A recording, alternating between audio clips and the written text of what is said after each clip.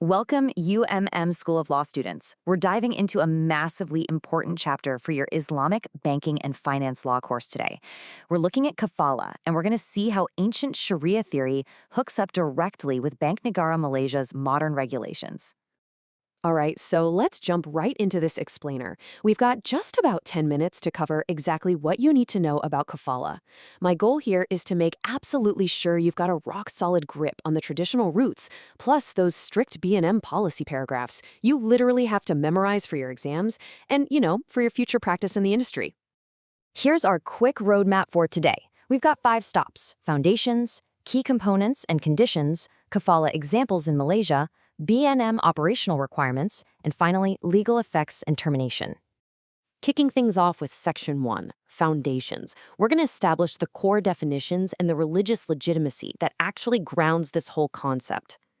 So, looking right at the Bank Negara Malaysia policy document, specifically paragraphs S8.1, Kafalah is defined as a contract where the guarantor conjoins the guaranteed party in assuming the latter specified liability. Okay, what does that actually mean? The crucial point here is that it literally means adding an obligation to an existing one. You're not just passing the buck or transferring the debt, you are creating a joint liability between the original debtor and the new guarantor.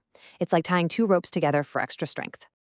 Now, you might be wondering, where exactly does this come from? Well, the legitimacy of Kafalah comes straight from the Quran. Surah Yusuf, verse 72, mentions a reward and says, "I will be his Zayim." That old term Zayim refers directly to what we now call the kafil, or the guarantor. This centuries-old text is basically the absolute bedrock of the modern banking practices we use today. And it doesn't stop there. The Sunnah strongly backs this up too. There's this incredibly powerful hadith narrated by al-Bukhari, the story of the 2 dinars. The Prophet, peace be upon him, actually initially declined to pray over a deceased man who had an outstanding debt. He only went ahead with it after another man stepped up to guarantee that 2-dinar debt. This hadith, along with the consensus, or ijma, of Muslim jurists, totally cements the permissibility of kafalah. It recognized a very real human need to protect both creditors and debtors, when dealing with money. Moving right along to Section 2, key components and conditions. Let's look at the nuts and bolts of how a Kafalah contract is actually built. If you check out paragraph S10.1 of the B&M policy, it clearly lays out 3 absolutely essential components for a valid Kafalah contract. Step 1, you need the contracting parties. Step 2, there has to be an offer, or ijab, from the guarantor. And step 3, you need a valid subject matter. Let's zoom on those parties. Okay, under paragraph S11.1, there's some specific terminology you absolutely have to nail down. 3 key players here. The kafil is your guarantor. The makful anhu is the debtor. And the makful lahu is the beneficiary or creditor, basically the person who actually has the right to claim the money. Keeping these Arabic terms straight is totally vital for your course. But listen, you can't just casually shake hands and call it a kafalah. Muslim jurists are strict about the conditions here.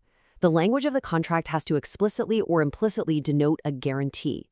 The guarantor has to actually be capable of delivering on the promise. The debtor and creditor, they have to be known parties, and the creditor must be sane. And finally, the guaranteed object, whether that's cash or a physical asset, has to be a valid, established liability. No way around it. You absolutely cannot guarantee an obligation that comes from Sharia non-compliant activities.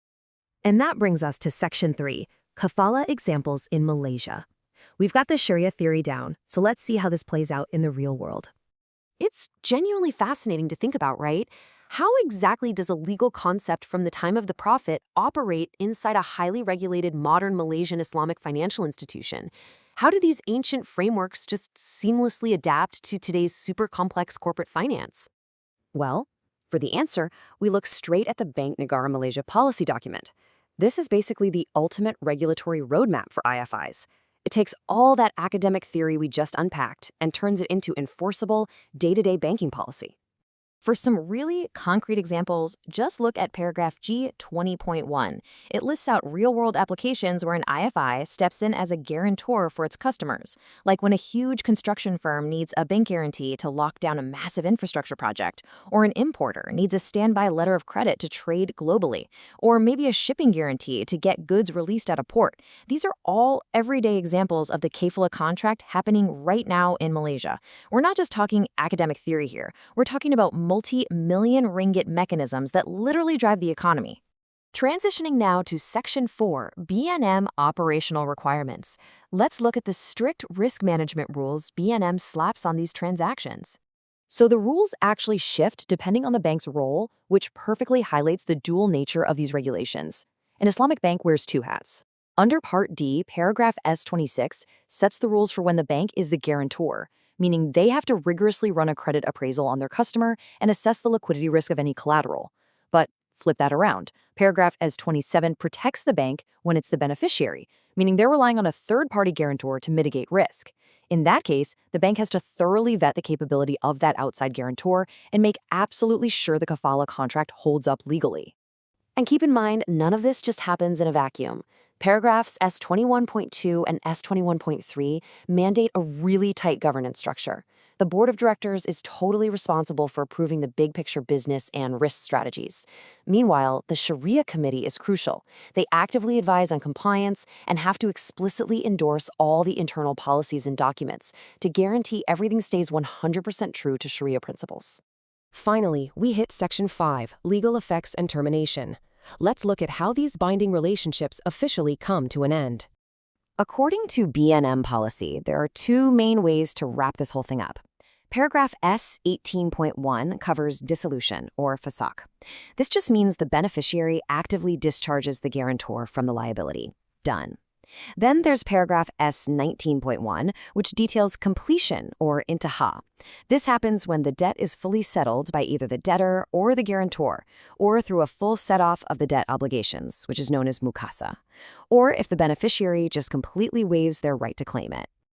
To wrap up our explainer today, I want to leave you with a question to chew on. As global financial markets get wildly more complex, think digital assets, smart contracts, decentralized finance, how are these ancient rock-solid principles of Kafalah going to adapt to secure completely new types of cross-border liabilities?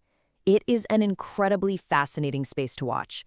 Thanks so much for hanging out with me, Law students, and definitely keep digging into these awesome frameworks as you master Islamic banking and finance law.